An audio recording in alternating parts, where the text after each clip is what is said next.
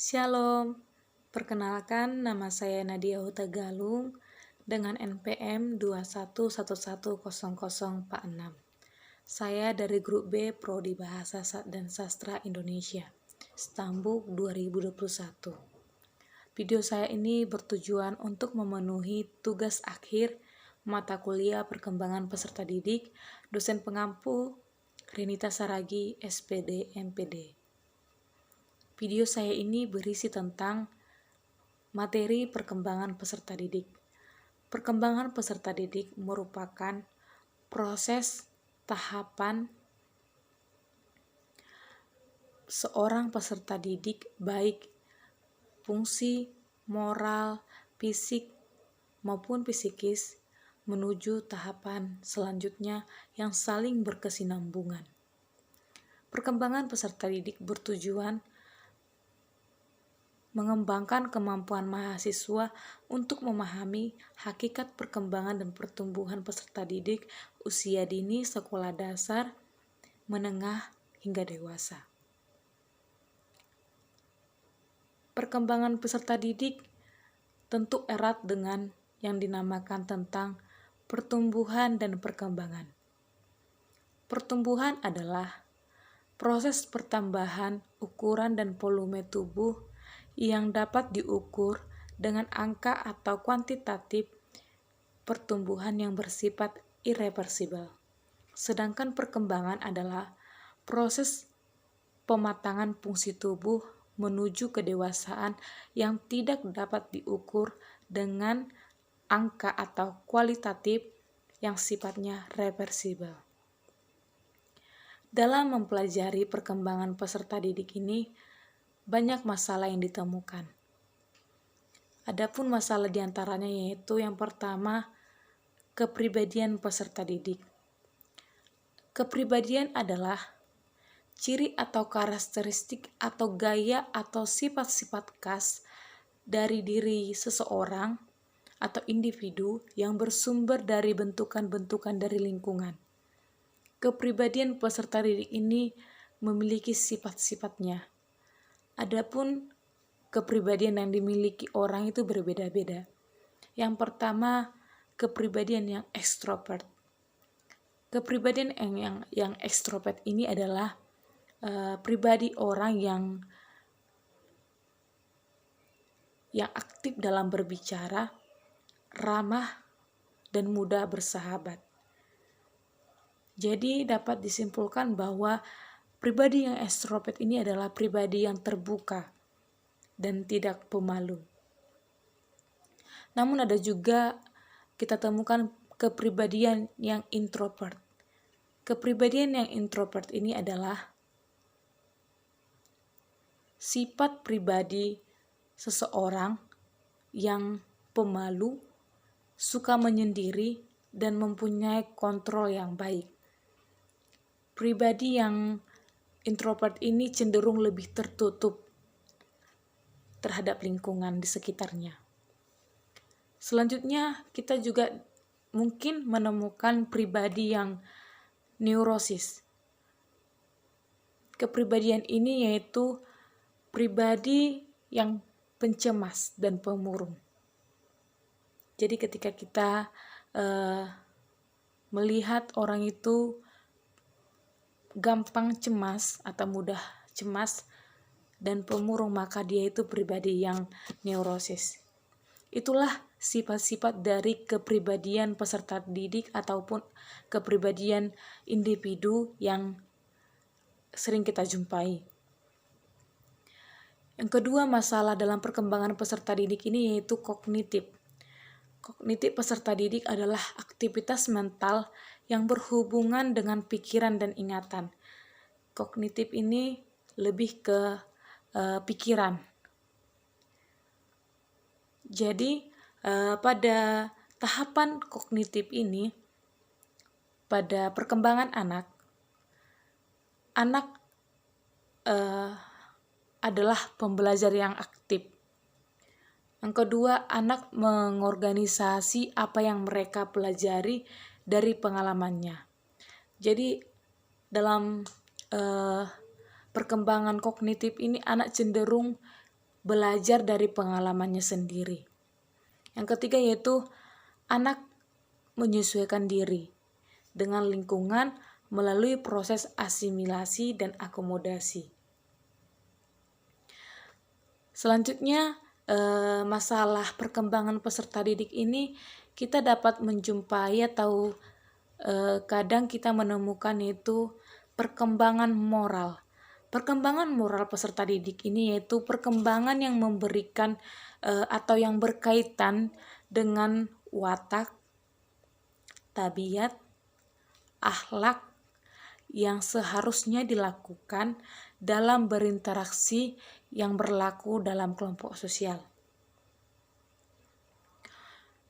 Jadi moral ini adalah tabiat, akhlak individu. Bagaimana keseharian, bagaimana tingkah laku peserta didik itulah moralnya. Jadi perkembangan moral peserta didik ini ada yaitu perkembangan moral spiritual. Perkembangan moral spiritual ini terdapat pada masa usia anak, usia bayi 0 sampai 2 tahun. Ada juga perkembangan moral pada anak masa prasekolah atau 3 sampai 6 tahun. Ada juga perkembangan moral spiritual pada masa kanak-kanak yaitu awal 18 bulan sampai 3 tahun. Ada juga perkembangan moral spiritual yang pada masa sekolah 6 tahun sampai dengan 12 tahun. Yang terakhir perkembangan moral pada masa usia 12 sampai 18 tahun. Ada juga yang usia 18 sampai 60 tahun. Dan perkembangan moral pada masa lansia. Itulah tahapan atau jenjang perkembangan moral yang ada dalam diri seseorang. Yang selanjutnya perkembangan bahasa. Perkembangan peserta didik tentu dapat kita lihat dari perkembangan bahasa. Bagaimana seseorang, bagaimana anak atau bagaimana peserta didik tersebut dalam berbahasa. Perkembangan berbahasa dapat kita lihat dari bagaimana cara peserta didik tersebut dalam berbicara. Tahap yang pertama, anak tersebut berbicara dengan fase satu kata. Tahap selanjutnya lebih dari satu kata. Atau anak-anak sudah dapat membuat kalimat atau menyusun kata-kata untuk berbicara. Selanjutnya fase diferensiasi. Fase ini yaitu anak sudah mulai mahir atau anak sudah mulai berkembang dalam berbahasa. Pada fase diferensiasi ini yaitu keterampilan berbicara anak mulai lancar. Jadi pada tahap ini dari anak masih berbicara satu kata, kemudian berbicara lebih dari satu kata, sehingga membentuk kalimat, dan pada fase diferensiasi ini anak mulai berbicara lancar. Inilah tahapan peserta didik atau anak dalam segi bahasa. Selanjutnya pada perkembangan peserta didik ini tentu juga kita sering menemukan perkembangan emosional peserta didik.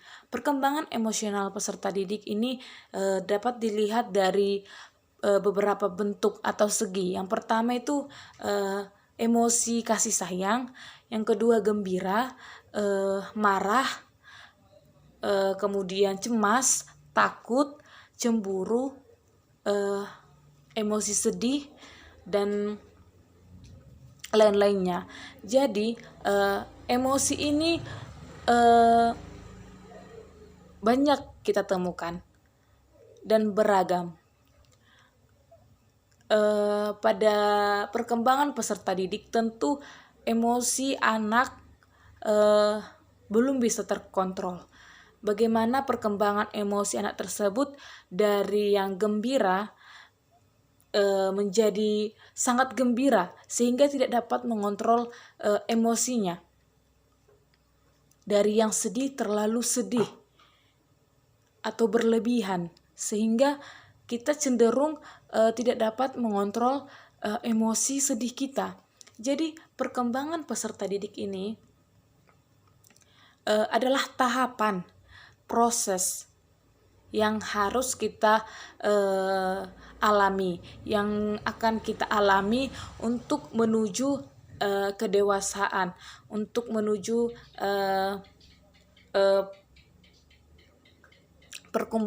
pertumbuhan dan perkembangan yang maksimal.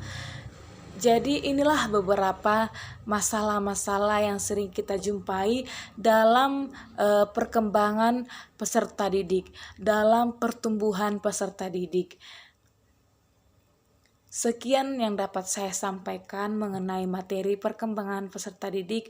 Saya mohon maaf apabila tutur kata saya, cara saya berbicara menyakiti atau kurang berkenan di hati pendengar. Saya mohon maaf.